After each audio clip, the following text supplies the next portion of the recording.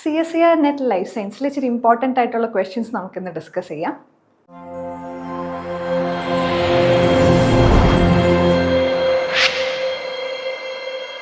So first question ecology എന്നാണ്. So എന്താണ് ക്വസ്റ്റ്യനിൽ പറയുന്നതെന്ന് നമുക്ക് നോക്കാം. The following matrix shows the relationship between probability of death and the duration of species association. So ഇവിടെ നമുക്കൊരു മാട്രിക്സ് തന്നിട്ടുണ്ട്. ഇതിനകത്ത് ഈ സൈഡിൽ പറഞ്ഞിട്ടുള്ളത് പ്രോബബിലിറ്റി ഓഫ് ഡെത്ത് ആണ്. സോ ഇവിടെ low probability. So A and സിന് ഈ ഒരു അസോസിയേഷൻ, രണ്ട് സ്പീഷീസ് തമ്മിലുള്ള അസോസിയേഷനകത്ത് പ്രോബബിലിറ്റി ഓഫ് ഡെത്ത് എന്ന് പറയുന്നത് കുറവായിരിക്കും. എന്നാൽ ഈ ഒരു മാട്രിക്സിനകത്ത് ഇവിടെ ഹൈ പ്രോബബിലിറ്റി ഓഫ് ഡെത്ത് ആയിരിക്കും. അതേസമയം ഇവിടെ വൈ ആക്സിസ് പോലത്തെ ഇവിടെ നമുക്ക് എന്താണുള്ളത്, ഡ്യൂറേഷൻ ഓഫ് അസോസിയേഷൻ. സോ എത്ര ടൈമാണ് ഈ അസോസിയേറ്റഡ് ആയിട്ടിരിക്കുന്നത്, ഈ ഒരു ഇൻറ്ററാക്ഷനകത്ത് എത്ര ടൈം എടുക്കുന്നുണ്ട് ഈ ഒരു അസോസിയേഷനകത്ത്, അതാണ് ഇവിടെ നമുക്കുള്ളത്. സോ ഈ രണ്ട് സ്പീഷീസ് എ ആൻഡ് ബിക്കകത്ത് ഡ്യൂറേഷൻ ഹൈ ആണ്. സോ ഇങ്ങനെ ഹൈ ഡ്യൂറേഷൻ അസോസിയേഷൻ ഉള്ളവരെയൊക്കെ നമ്മൾ സിംബയോൺസ് എന്ന് വിളിക്കാറുണ്ട്, അല്ലെങ്കിൽ ആ ഒരു അസോസിയേഷനെ നമ്മൾ സിംബയോസിസ് എന്ന് വിളിക്കാറുണ്ട്. സോ സിംബയോസിസ് ഒരു തെറ്റിദ്ധാരണയാണ്. സിംബയോസിസ് എന്ന് പറയുമ്പോൾ എപ്പോഴും പോസിറ്റീവ് ഇൻറ്ററാക്ഷൻ ആയിരിക്കണം, മ്യൂച്വലിസ്റ്റിക് ആയിരിക്കണം എന്നുള്ളതൊരു തെറ്റിദ്ധാരണയുണ്ട്.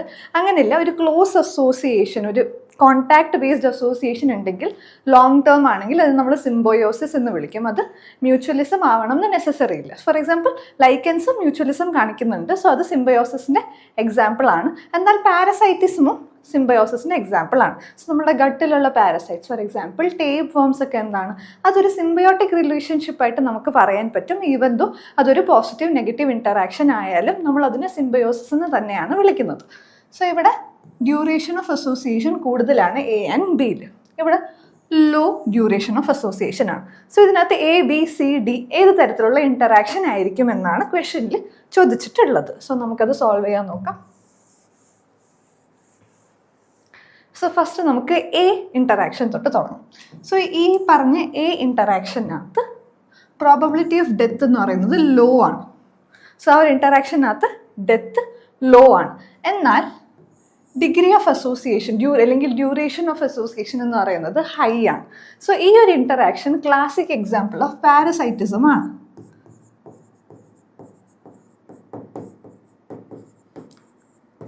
സോ പാരസൈറ്റ്സ്, ഫോർ എക്സാമ്പിൾ നമ്മൾ ടേപ്പും അല്ലെങ്കിൽ ആസ്കാരസ് പോലത്തെ ഗട്ട് പാരസൈറ്റ്സ് നമ്മൾ നോക്കുകയാണെങ്കിൽ ഡ്യൂറേഷൻ ഓഫ് അസോസിയേഷൻ എന്ന് പറയുന്നത് ഹൈ ആണ്. അവരുടെ ലൈഫ് സൈക്കിളിൻ്റെ മേജർ പോർഷനും നമ്മുടെ ബോഡിക്കകത്താണ് അവർ സൈക്കിൾ കംപ്ലീറ്റ് ചെയ്യുന്നത്. സോ എൻഡോസിംബയോൺസ് പോലത്തെ എൻഡോ പാരസൈറ്റ്സ് ഒക്കെ ഇതിൻ്റെ എക്സാമ്പിളായിട്ട് നമുക്ക് വരും. സോ ഇവിടെ എന്താണ്, എന്നാൽ ഈ പാരസൈറ്റ്സിൻ്റെ പ്രത്യേകത എന്ന് വെച്ചാൽ എന്താണ്, സോ ഈ പാരസൈറ്റിസം അല്ലെങ്കിൽ പാരസൈറ്റ്സ് എന്ന് പറയുന്നത് ഇവർ ഹോസ്റ്റിനെ ഡിപ്പെൻഡ് ചെയ്യുന്നുണ്ട് ന്യൂട്രീഷന് വേണ്ടിയിട്ട്.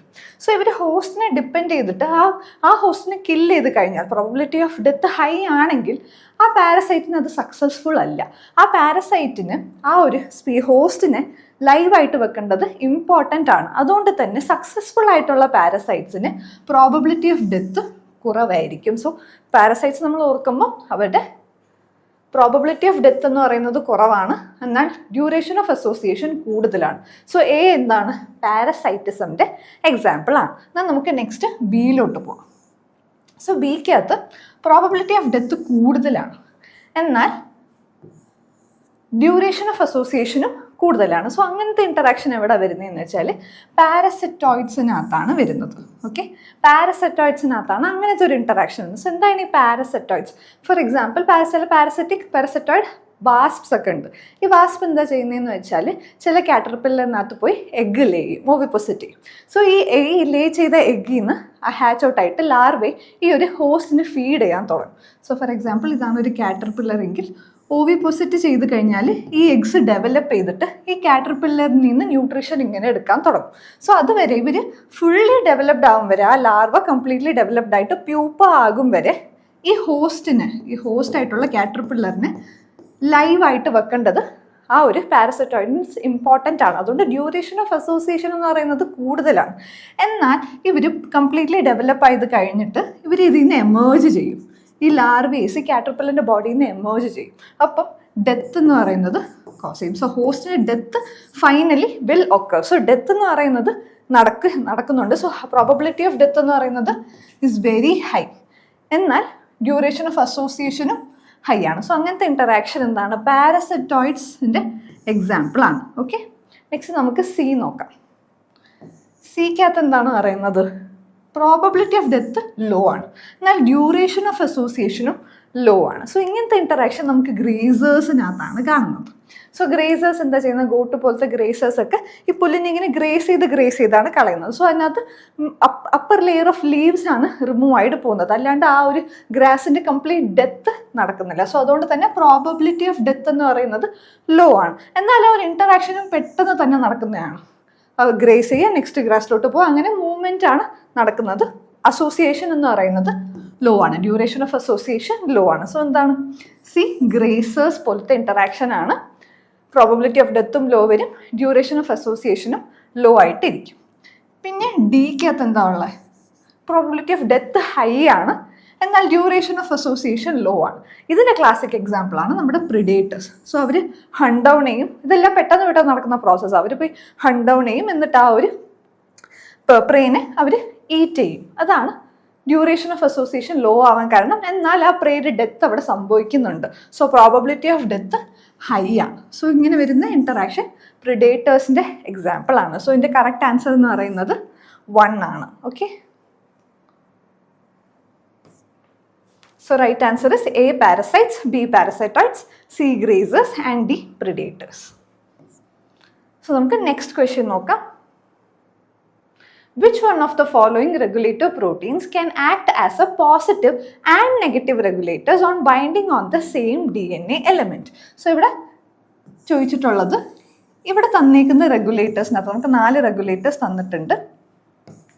ഇതിൽ ഏതാണ് act as both positive and negative regulators? Positive regulators and negative regulators ആയിട്ട് ആക്ട് ചെയ്യുന്ന ഏതാണെന്നാണ് ചോദിച്ചിട്ടുള്ളത്. നെഗറ്റീവ് റെഗുലേറ്റർ എന്ന് പറയുമ്പോൾ അത് റെപ്രസർ ആയിട്ടും ആക്ട് ചെയ്യുന്നുണ്ട്, പോസിറ്റീവ് റെഗുലേറ്റർ എന്ന് പറയുമ്പോൾ ആക്ടിവേറ്റർ ആയിട്ടും ആക്ട് ചെയ്യുന്നുണ്ട്. സോ അങ്ങനത്തെ ഏത് പ്രോട്ടീനാണ് positive and negative regulation? And ഇവിടെ ഇമ്പോർട്ടൻ്റ് ആയിട്ടുള്ള പോയിന്റ് എന്താ ക്വസ്റ്റ്യൻ്റെ ചോദിച്ചേക്കുന്നതെന്ന് വെച്ചാൽ binding to same DNA element. Same DNA എലമെൻറ്റിനകത്ത് ബൈൻഡ് ചെയ്തിട്ട് both positive and negative regulator ആയിട്ട് ഏതാണ് ആക്ട് ചെയ്യുന്നതെന്നാണ് ചോദിച്ചിട്ടുള്ളത്.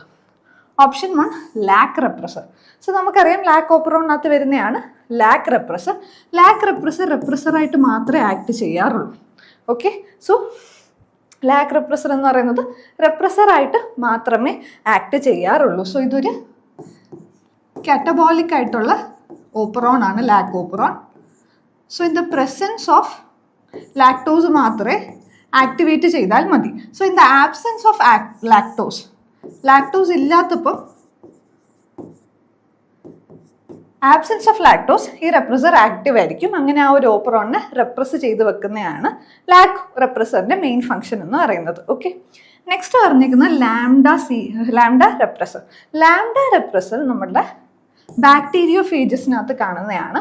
സോ നമ്മുടെ ഈക്കോലൈ പോലത്തെ ബാക്ടീരിയനെ ഇൻഫെക്ട് ചെയ്യുന്ന വൈറസസിനകത്ത് കാണുന്നതാണ്. ഇതിനകത്ത് ലൈറ്റിക് ടു ലൈസോജനിക് സൈക്കിളിൻ്റെ സ്വിച്ചിനകത്ത് വരുന്ന റെഗുലേഷനിൽ വരുന്നതാണ് ഈ ലാംഡ റെപ്രസർ. ലാംഡ റെപ്രസർ എന്ന് പറയുന്നത് അത് റെഗുലേറ്ററായിട്ടും ആക്ടിവേറ്ററായിട്ടും ആക്ട് ചെയ്യുന്നുണ്ട്, എന്നാൽ അത് ഡിഫറെൻറ്റ് DNA സെഗ്മെൻറ്റ്സിൽ ബൈൻഡ് ചെയ്തിട്ടാണ്.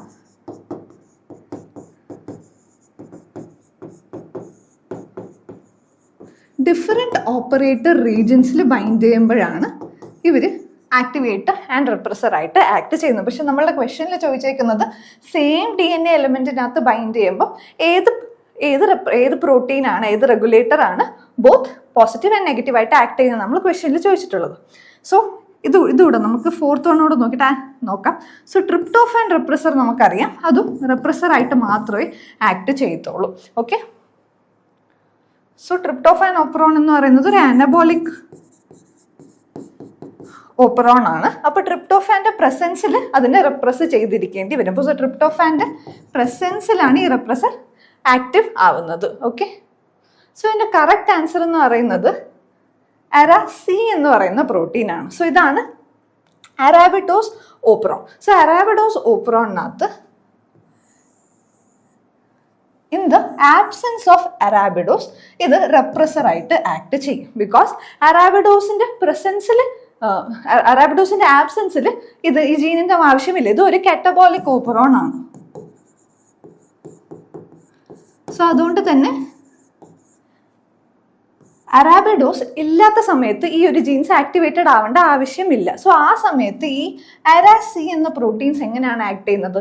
റെപ്രസർ ആയിട്ടാണ് ആക്ട് ചെയ്യുന്നത്. അതേസമയം in the presence of arabinose, so അറാബിനോസിന്റെ പ്രസൻസിൽ ഇവർ ആക്ടിവേറ്റ് ചെയ്യണം. കാറ്റബോളിക് ഈ ഒരു ജീൻസ് ഇതിന്റെ ഡൈജസ്റ്റ് ചെയ്യേണ്ട പോലത്തെ ജീൻസ് ആക്ടിവേറ്റഡ് ആവണം. സോ അപ്പം ഇതെങ്ങനെ ആക്ട് ചെയ്യുന്നത് വെച്ചാൽ ഈ അറാബിഡോസ് ഈ ഒരു സൈറ്റിനകത്ത് ബൈൻഡ് ചെയ്തിട്ട് ഇതിപ്പം ആക്ടിവേറ്റർ ആകും. സോ നേരത്തെ റെപ്രസർ ആയിട്ട് ആക്ട് ചെയ്തുകൊണ്ടിരുന്നത് ആക്ടിവേറ്റർ ആയിട്ടാണ് ഇപ്പം ആക്ട് ചെയ്യുന്നത്. ആൻഡ് സെയിം DNA എലമെൻറ്റിനകത്ത് ബൈൻഡ് ചെയ്തിട്ടാണ് ഇവരിപ്പം ഡിഫറെൻറ്റ് റോൾസ് പ്ലേ ചെയ്യുന്നത്. സോ അതുകൊണ്ട് കറക്റ്റ് ആൻസർ എന്ന് പറയുന്നത് ഓപ്ഷൻ 3 ARAC പ്രോട്ടീൻ ആണ്. ഓക്കെ, സോ അറാബിനോസ് ഒപ്രോണിനകത്ത് വരുന്ന എക്സാമ്പിൾ ആണിത്. ഓക്കെ, സോ നമുക്ക് നെക്സ്റ്റ് ക്വസ്റ്റ്യൻ നോക്കാം. What is the effect of 2,4-dinitrophenol on mitochondria? So dinitrophenolന്റെ എഫക്റ്റ് എന്താണ് മൈറ്റോകോൺഡ്രിയയിൽ, അതിൻ്റെ എഫക്റ്റ് എന്താണെന്നാണ് ചോദിച്ചിട്ടുള്ളത്. സോ നമുക്ക് ഓർത്ത് വെക്കേണ്ട കാര്യം എന്താണെന്ന് വെച്ചാൽ ഈ 2,4-dinitrophenol എന്ന് പറയുന്നത് ഇസ് എൻ അൺകപ്ലർ. സോ ഇത് അൺകപ്ലർ ആയിട്ടാണ് ആക്ട് ചെയ്യുന്നത്. സോ എന്താണ് ഈ അൺകപ്ലർ? സോ ഇത് നമ്മളുടെ മൈറ്റോകോൺഡ്രിയൽ ഇന്നർ മെംബ്രെയിൻ ആണ്. ഓക്കെ, സോ മൈറ്റോകോൺഡ്രിയൽ ഇന്നർ മെംബ്രെയിനകത്ത് എങ്ങനെയാണ് മൈറ്റോകോൺഡ്രിയക്കകത്ത് ATP സിന്തസിസ് നടക്കുന്നത്? ഇവിടെ ഇലക്ട്രോൺ ട്രാൻസ്പോർട്ട് ചെയിൻ ഉണ്ടാവും. ഈ ഇലക്ട്രോൺ ട്രാൻസ്പോർട്ട് ചെയിൻ എന്താണ് ചെയ്യുന്നത്? H+നെ പമ്പ് ചെയ്യും. H+നെ ഇന്നർ മെംബ്രെയിൻ സ്പേസിലോട്ട് ഇങ്ങനെ പമ്പ് ചെയ്യും. അപ്പം അവിടെ ഒരു പ്രോട്ടോൺ മോട്ടീവ് ഫോഴ്സ് വരുന്നുണ്ട്. സോ കോൺസെൻട്രേഷൻ ഗ്രേഡിയൻറ്റ് H+ൻ്റെ ഇങ്ങനെയാണ്. H+ ഇന്നർ മെംബ്രെയിൻ സ്പേസിനകത്ത് കൂടുതലാണ്, എന്നാൽ മാട്രിക്സിനകത്ത് കുറവുള്ള ഒരു കോൺസെൻട്രേഷൻ ഗ്രേഡിയൻ്റ് ആണ് നമുക്കിവിടെ വരുന്നത്. ഇത് ETC ആണ് ഈ ഒരു കോൺസെൻട്രേഷൻ ഗ്രേഡിയൻറ്റിനെ മെയിൻറ്റെയിൻ ചെയ്യുന്നത്. എന്നാൽ ഈ ഒരു കോൺസെൻട്രേഷൻ ഗ്രേഡിയൻറ്റ് യൂസ് ചെയ്തിട്ടാണ് പിന്നീട് ATP സിന്തസൈസ് നടക്കുന്നത് ബൈ ATP സിന്തേസ്. സോ ഇതാണല്ലോ മൈറ്റോകോൺഡ്രിയയിൽ നടക്കുന്ന പ്രോസസ്സ്. എന്നാൽ ഡൈനൈട്രോഫീനോൾ എന്താ ചെയ്യുന്നതെന്ന് വെച്ചാൽ വിത്തൗട്ട് ATP സിന്തസിസ് വേറൊരു റൂട്ടിലൂടെ ഈ H+ന് ഇങ്ങനെ മൂവ്മെൻറ്റ് നടക്കും ഡൗൺ ദ ഗ്രേഡിയൻറ്റ്. സോ ആ ഒരു ഈ ETC കഷ്ടപ്പെട്ട് ഉണ്ടാക്കിയ ഗ്രേഡിയൻറ്റിനെ നശിപ്പിക്കുന്ന രീതിക്കാണ് ഈ ഒരു ഡൈനൈട്രോഫീനോൾ വർക്ക് ചെയ്യുന്നത്. എന്നാൽ ATP സിന്തസിസ് ആകുന്നില്ല, മറിച്ച് ഈ എനർജി എല്ലാം ഹീറ്റായിട്ടാണ് പോകുന്നത്. ഈ എനർജി എല്ലാം പിന്നെ ഹീറ്റായിട്ടാണ് പോകുന്നത്. ഇതിനെയാണ് നമ്മൾ അൺകപ്ലിംഗ് എന്ന് പറയുന്നത്. സോ DNP ഒരു അൺകപ്ലർ ആയിട്ടാണ് ആക്ട് ചെയ്യുന്നത്. സോ ഇതല്ലാണ്ട് ചില അൺകപ്ലിംഗ് പ്രോട്ടീൻസും ഉണ്ട്. ഇത് നമ്മുടെ ഫിസിയോളജിക്കകത്ത് നോൺ ഷിവറിങ് തെർമോജെനസിസിനകത്തൊക്കെ ഹീറ്റ് ജനറേറ്റ് ചെയ്യാൻ ആക്ട് ചെയ്യുന്നുണ്ട്. ഓക്കെ, സോ നമ്മളുടെ ക്വസ്റ്റ്യനകത്ത് ചോദിച്ചിരിക്കുന്നത് ഓപ്ഷൻസ് എന്തൊക്കെയാണെന്ന് നമുക്ക് നോക്കാം. ഈ ഒരു ഇൻഫർമേഷൻ വെച്ച് നമുക്ക് കമ്പയർ ചെയ്യാം. Blocks ATP synthesis without inhibiting electron transport by dissipating the proton gradient. So ഇതാണ് കറക്റ്റ് ആൻസർ ആയിട്ട് വരുന്നത്. സോ നമ്മൾ നേരത്തെ പറഞ്ഞ പോലെ ATP സിന്തസിസ് അവിടെ നടക്കുന്നില്ല. ATP സിന്തസിസ് ആണ് ബ്ലോക്ക് ചെയ്യുന്നത്. അതെങ്ങനെയാണ്? ഇലക്ട്രോൺ ട്രാൻസ്പോർട്ട് ചെയിനെ ഇൻഹിബിറ്റ് ചെയ്യത്തില്ല, ഇലക്ട്രോൺ ട്രാൻസ്പോർട്ട് ചെയിനെ ഇൻഫ്ലുവൻസ് ചെയ്യത്തില്ല. എന്നാൽ ETC ഉണ്ടാക്കി വെച്ച് പ്രോട്ടോൺ ഗ്രേഡിയൻറ്റിനെ ഡെസിപ്പേറ്റ് ചെയ്തിട്ടാണ് ഇവർ ATP സിന്തസിസിനെ ബ്ലോക്ക് ചെയ്യുന്നത്. അതിനെയാണ് നമ്മൾ അൺകപ്ലേഴ്സ് എന്ന് വിളിക്കുന്നത്. DNP is an example of uncoupler. Okay, so ഇത് കൂടാണ്ട് നമ്മൾ ക്വസ്റ്റ്യൻസിലൊക്കെ ജനറലി ഈ ഒരു ETC ഭാഗത്തുനിന്ന് വരുന്ന പലതരത്തിലുള്ള ഇൻഹിബിറ്റേഴ്സ് ഉണ്ട്. സോ ഇതെല്ലാം ഏത് സ്റ്റേജിനകത്തും പല ഇൻഹിബിറ്റേഴ്സാണ്, പല കോംപ്ലക്സിനും പല ഇൻഹിബിറ്റേഴ്സാണ്. ഇത് ചോദിച്ച് കണ്ടിട്ടുണ്ട്. സോ അതുകൂടെ ഒന്ന് നോക്കി വെക്കുക. നമുക്ക് നെക്സ്റ്റ് ക്വസ്റ്റ്യൻ നോക്കാം. So correct answer is blocks ATP synthesis without inhibiting electron transport by dissipating the proton gradient. So നമുക്ക് നെക്സ്റ്റ് ക്വസ്റ്റ്യൻ നോക്കാം. You want to purify a recombinant protein of your interest. You can use affinity chromatography to purify as you have nickel columns available in the laboratory. With what molecule will you tag the protein to purify using those columns? So, എന്താ ക്വസ്റ്റ്യനിൽ ചോദിച്ചേക്കുന്നതെന്ന് വെച്ചാൽ നമുക്കൊരു recombinant പ്രോട്ടീനെ isolate purify ചെയ്യണം. So അതിന് വേണ്ടിയിട്ട് നമുക്ക് affinity chromatography ഉണ്ട്. ഏത് രീതിക്കുള്ള അഫിനിറ്റി ക്രോമറ്റോഗ്രഫിയാണ് അവൈലബിൾ ആയിട്ടുള്ളത്? നിക്കൽ കോളംസ് ആണ് നമുക്ക് അവൈലബിൾ ആയിട്ടുള്ളത്. ഓക്കെ, സോ നിക്കൽ കോളംസ് ആണ് നമുക്ക് അവൈലബിൾ ആയിട്ടുള്ളത്. സോ നമുക്ക് ഈ പ്രോട്ടീനെ സോ നമുക്കൊരു പ്രോട്ടീൻ ഉണ്ട്, റീകോംബിനൻറ്റ് പ്രോട്ടീൻ ഉണ്ട്. ഇതിനെ എന്ത് വെച്ച് ടാഗ് ചെയ്താൽ നമുക്ക് ഇവരെ ഈ അഫിനിറ്റി ക്രോമാറ്റോഗ്രഫിയിൽ യൂസ് ചെയ്യാൻ പറ്റും. സോ റെസിൻസിനകത്ത് ഇങ്ങനെ നിക്കിളുള്ള റെസിൻസ് ഉള്ള ഒരു കോളം നമ്മളുടെ നേരത്തെ അവൈലബിൾ ആണ്. സോ നമുക്ക് ഐസൊലേറ്റ് ചെയ്യാൻ, പ്യൂരിഫൈ ചെയ്യാനുള്ള പ്രോട്ടീനകത്ത് എന്ത് തരം ടാഗ് നമ്മൾ ആഡ് ചെയ്ത് കൊടുത്താൽ നമുക്ക് ഈ ഒരു കോളം യൂസ് ചെയ്യാൻ പറ്റുമെന്നാണ് ചോദിച്ചിട്ടുള്ളത്. ഓക്കെ, സോ എൻ്റെ ഓപ്ഷൻസിനകത്തുള്ളത് GST, histidine, histamine and proline. So ഈ ഒരു ഇൻറ്ററാക്ഷൻ നമുക്ക് നോക്കാം. ഇത് ഹിസ്റ്റഡീൻ്റെ ഇൻറ്ററാക്ഷൻ ആണ്. സോ ഇവിടെ നമുക്ക് നോക്കാം, നിക്കിളുമായിട്ടാണ് ഹിസ്റ്റഡീനാണ് റിയാക്ട് ചെയ്യുന്നത്. ആ ഒരു കപ്ലിംഗ് ഫോം ചെയ്യുന്നത്, ഒരു അഫിനിറ്റി ഷോ ചെയ്യുന്നത് ഹിസ്റ്റഡിനുമായിട്ടാണ്. അപ്പം നമ്മൾ പ്രോട്ടീനകത്ത്, സോ അതാണ് നമ്മുടെ റീകോംബിനൻറ്റ് പ്രോട്ടീൻ എങ്കിൽ അതിനകത്ത് ഹിസ്റ്റഡിൻ ടാഗ് ചെയ്ത് കൊടുത്താൽ ഇവർ നിക്കിളുമായിട്ട് ഇങ്ങനെ ഒരു ബോണ്ട് ഫോം ചെയ്യുന്നുണ്ട്. കോർഡിനേറ്റഡ് ബോണ്ടാണ് ഫോം ചെയ്യുന്നത്. സോ ഈ ഒരു ബോണ്ട് ആ ഒരു അഫിനിറ്റി ഷോ ചെയ്യുമ്പോഴത്തേക്കും ഇവർ ആ ബീഡ്സിനകത്ത് ആദ്യം സ്റ്റിക്കായിട്ടിരിക്കും. സോ ബാക്കിയെല്ലാം ബഫറിനകത്ത്, ബാക്കി പ്രോട്ടീൻസ് ടാഗ്, ഹിസ്റ്റീൻ ടാഗ് ഇല്ലാത്ത പ്രോട്ടീൻസ് എല്ലാം എന്ത് ചെയ്യും, ബഫറിനകത്ത് പോവും. പിന്നെ ഇതിന് നമ്മൾ സെപ്പറേറ്റ് ആയിട്ട് pH ചേഞ്ച് ചെയ്തിട്ട് എല്യൂട്ട് ചെയ്ത് എടുക്കാൻ പറ്റും. ഓക്കെ, സോ ഇതിൻ്റെ കറക്റ്റ് ആൻസർ എന്ന് പറയുന്നത് ഹിസ്റ്റഡീൻ ആണ്. ഓക്കെ, നമ്മൾ എന്താ ചെയ്യുന്നത്, പ്രോട്ടീനകത്ത് ഹിസ്റ്റഡീൻ ടാഗ് ചെയ്യും. പ്രോട്ടീനകത്ത് ഹിസ്റ്റഡീൻ ടാഗ് ചെയ്യുമ്പോഴത്തേക്കും ഇവർ നിക്കിളുമായിട്ട് ഇങ്ങനെ ഒരു കോർഡിനേറ്റഡ് ബോണ്ട് ഫോം ചെയ്യും. സോ ഈ ഒരു പ്രോട്ടീന് നമ്മൾ ഈ കോളമിനകത്ത്, നിക്കിളുള്ള കോളമിനകത്ത് ആഡ് ചെയ്ത് കഴിഞ്ഞാൽ ഇവർ ഈ കോർഡിനേറ്റഡ് ബോണ്ട് ഹിസ്റ്റഡീനുമായിട്ട് ഫോം ചെയ്യും. അങ്ങനെ അവരത് സ്റ്റേ ചെയ്യും. പിന്നെ അതിനെ എല്യൂട്ട് ചെയ്ത് സെപ്പറേറ്റ് ചെയ്താൽ മതി. സോ എൻ്റെ റൈറ്റ് ആൻസർ എന്ന് പറയുന്നത് ഹിസ്റ്റഡീൻ ആണ്. സോ നമുക്ക് നെക്സ്റ്റ് ക്വസ്റ്റ്യൻ നോക്കാം. In transgenic mice, the orientation and location of the LOXP sites determine whether Cre recombinase induce a deletion, an inversion or a chromosomal translocation. If a researcher wants to put LOXP sites in such a manner that only inversion will take place, which one of the following constructs best justifies this intention of GX is the target gene? So GX is the target gene. So നമുക്ക് ഇച്ചിരി options തന്നിട്ടുണ്ട്. നമുക്കിവിടെ പറഞ്ഞിരിക്കുന്നത് CRE-LOXP സിസ്റ്റത്തിനെ കുറിച്ചാണ്. ഇതൊരു site specific റീകോംബിനേസ് ആണ്. So ഈ site specific റീകോംബിനേസ് ആണ് നമ്മൾ പലതരത്തിലുള്ള ഇൻസേർഷനും ഡെലീഷനും ഒക്കെ യൂസ് ചെയ്യുന്നതാണ്. സോ ഇതെങ്ങനെയാണ് വർക്ക് ചെയ്യുന്നത് നമുക്ക് ജസ്റ്റ് ഒന്ന് നോക്കാം.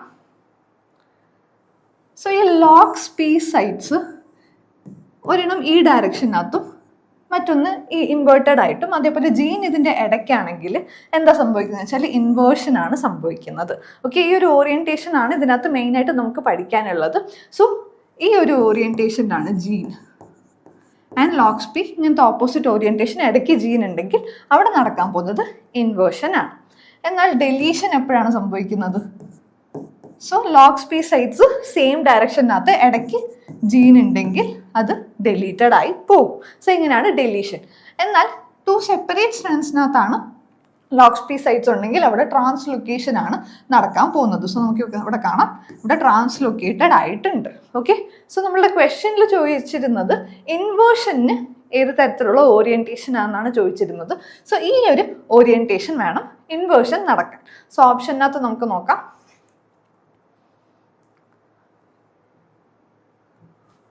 സോ ഫസ്റ്റ് ഓപ്ഷനകത്ത് ജീൻ ഈ ലോക്ക് സൈറ്റ്സിൻ്റെ സെൻറ്ററിലല്ല, അപ്പം അത് വലുതായിട്ട് എഫക്റ്റ് ചെയ്യാൻ പോകുന്നില്ല. എന്നാൽ സെക്കൻഡിനകത്ത് സെയിം ഡയറക്ഷനകത്താണ്. സോ സെയിം ഡയറക്ഷൻ ആണെങ്കിൽ നമ്മൾ എന്ത് പറഞ്ഞു, ഡെലീഷൻ ആയിരിക്കും ഇവിടെ സംഭവിക്കാൻ പോകുന്നത്. എന്നാൽ തേർഡ് ഓപ്ഷനകത്താണ് കറക്റ്റായിട്ട് ഇൻവേർഷൻ നടക്കാൻ പോകുന്നത്, ബിക്കോസ് ഈ ഒരു ഓറിയൻറ്റേഷനിലാണ് ജീൻ. ഇതാണ് LOXP സൈറ്റ്സ്. സോ ഇങ്ങനെയാണ് ഓറിയൻറ്റേഷൻ വരുവാണെങ്കിൽ അവിടെ ഡെലീഷൻ ആണ് നടക്കാൻ പോകുന്നത്. സോ ഫോർത്ത് വണ്ണകത്ത് നമുക്കറിയാം ജീൻ സെപ്പറേറ്റ് ആയിട്ടിരിക്കുന്ന LOXP സൈറ്റ്സ് ഡിഫറെൻറ്റ്, അതിൻ്റെ ഇടയ്ക്കല്ല. സോ അതുകൊണ്ട് അതും അഫക്റ്റ് ചെയ്യാൻ പോകുന്നില്ല. So right answer is third orientation. So നമുക്ക് നെക്സ്റ്റ് ക്വസ്റ്റ്യൻ നോക്കാം. Which one of the following inactivates the serine threonine protein kinase mTOR related to the cell growth in mammalian system? Option 1 rifamycin, Option 2 rapamycin, Option 3 erythromycin, Option 4 ക്ലോറാംഫീനക്കോൾ എന്ന് പറയുന്ന options ആണ് ഇവിടെ നമുക്ക് തന്നിട്ടുള്ളത്. So ഇതിന്റെ correct answer എന്ന് പറയുന്നത് റെപ്പാമൈസിൻ ആണ്. ഓക്കെ, സോ ഈ എംതോറിന്റെ പേരിൽ തന്നെ അതുണ്ട് ആക്ച്വലി. മെമേലിയൻ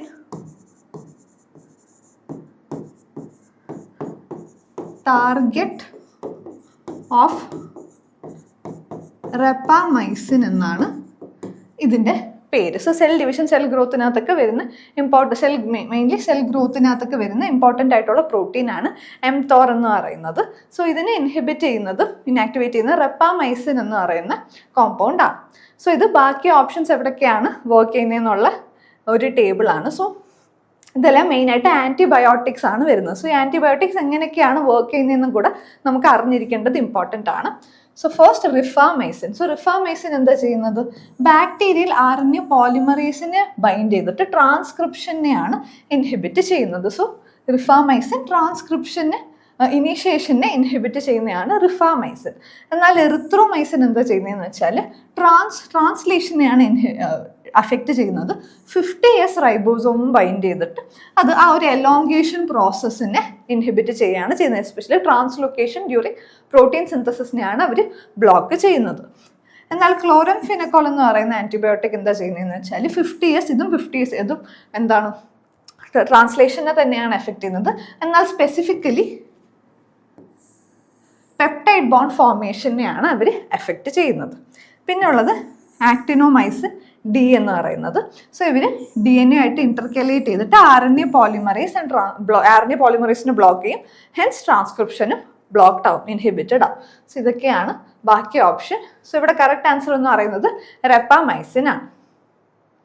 സോ നമുക്ക് നെക്സ്റ്റ് ക്വസ്റ്റ്യൻ നോക്കാം. In eukaryotes, a specific CDK activity is required for the activation of loaded helicase to initiate replication. So, ഇതൊരു വലിയ ക്വസ്റ്റ്യൻ ആണ്. നമുക്ക് 1 by 1 ആയിട്ട് സ്റ്റേറ്റ്മെന്റ്സ് അണ്ടർസ്റ്റാൻഡ് ചെയ്യും. സോ ഈ ക്വസ്റ്റ്യൻ്റെ ആൻസർ ഇതൊരു ഗ്രാഫ് ബേസ്ഡ് ആയിട്ടുള്ള ക്വസ്റ്റ്യൻ ആണ്. ആൻസർ ഇതിനകത്ത് തന്നെ ഉണ്ട്. സോ നമുക്ക് സെന്റൻസ് ബൈ സെന്റൻസ് ആയിട്ട് റീഡ് ചെയ്തിട്ട് ഇത് കമ്പയർ ചെയ്യാനുള്ള കാര്യമേ ഉള്ളൂ. എന്നാൽ നമുക്ക് ഈച്ച് സെൻറ്റൻസ് ക്ലിയർ ആയിട്ട് റീഡ് ചെയ്യേണ്ട ആവശ്യമുണ്ട്. So in eukaryotes, a specific CDK activity is required for activation of loaded helicase for initiation of replication. So ഈ ഒരു സെൻറ്റൻസിൽ നമുക്ക് എന്തൊക്കെ ഇൻഫർമേഷൻ കിട്ടും നമുക്ക് നോക്കാം. സോ ഒരു സ്പെസിഫിക് CDKയുടെ കാര്യമാണ് ഇവിടെ പറയുന്നത്. സോ ഈ CDK എന്താ ചെയ്യുന്നത്? Activation of loaded helicase to initiate replication. So റെപ്ലിക്കേഷൻ്റെ ഇനീഷ്യേഷൻ ഏത് ഫേസിലാണ് നടക്കുന്നത്? S ഫേസിലാണ് റെപ്ലിക്കേഷൻ നടക്കുന്നത്. സിന്തസിസ് ഫേസിനകത്താണ് DNA റെപ്ലിക്കേഷൻ നടക്കുന്നത്. ഓക്കെ, സോ അപ്പം നമുക്ക് എന്താ മനസ്സിലായി? CDK activity somewhat related to S phase. So S ഫേസിൽ ഇമ്പോർട്ടൻ്റ് ആയിട്ടുള്ള ഒരു CDK ആക്ടിവിറ്റിയെ നമുക്ക് ഫസ്റ്റ് ലൈനിൽ നിന്ന് മനസ്സിലായി. ബിക്കോസ് ഇവിടെ activation of loaded helicase to initiate replication എന്ന് പറഞ്ഞിട്ടുണ്ട്. സോ ഹെലിക്കേസ് നേരത്തെ ലോഡഡ് ആയിട്ടാണ് ഇരിക്കുന്നത്.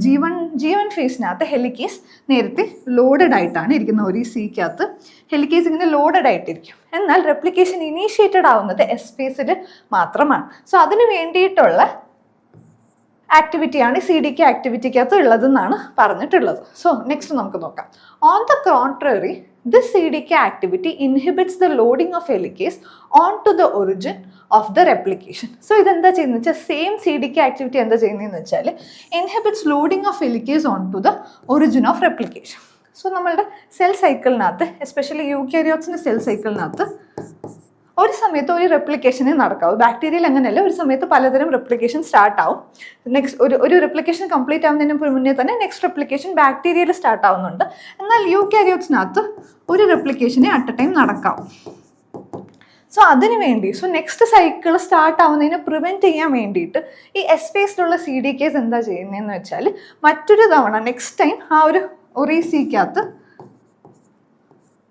നമ്മളുടെ ORCക്കകത്ത് നെക്സ്റ്റ് ഹെലിക്കേസ് വന്ന് ലോഡ് ചെയ്യുന്നത് പ്രിവെൻറ്റ് ചെയ്യുന്നതും ആരാണ്?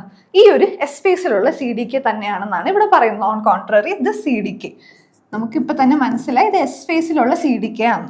Inhibits the loading of helicase onto the origin of the replication.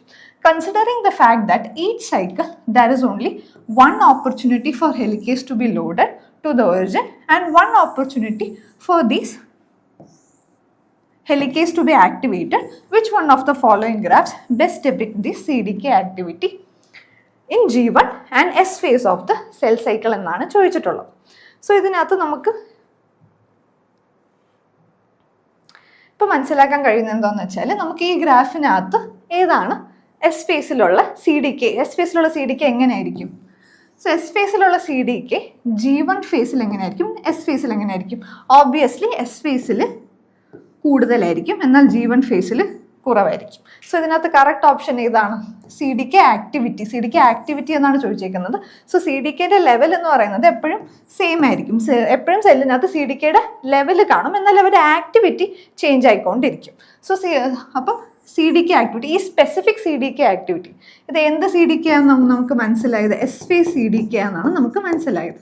So ഈ S phase C D K നമ്മളിത് ഡിസൈഫർ ചെയ്തെടുത്തപ്പോഴത്തേക്കും നമുക്ക് മനസ്സിലായി ഈ S phase C D K G1 കുറവായിരിക്കും, എന്നാൽ എസ്സിൽ കൂടുതലായിരിക്കും. സോ നമുക്ക് ഇത് സിമ്പിളായിട്ട് ഈ ക്വസ്റ്റ്യനിൽ തന്നെ ആൻസർ ഉള്ള തരത്തിലുള്ള ക്വസ്റ്റ്യൻ ആണ് ഇത്.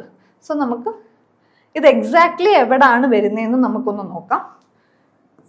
സോ ഇതാണ് G1 ഫേസ്. ഇവിടെ ഹെലിക്കേസ് നേരത്തെ ലോഡ് ചെയ്തിരിക്കുകയാണ്. സോ ഹെലിക്കേസ് ലോഡിങ് കോംപ്ലക്സ് വന്നിട്ട് ഹെലിക്കേസ് ലോഡ് ചെയ്തിരിക്കുകയാണ്. എന്നാൽ എസ് ഫേസിലാണ് ഈ ഹെലിക്കേസ് ആക്ടിവേറ്റഡ് ആവുന്നത്.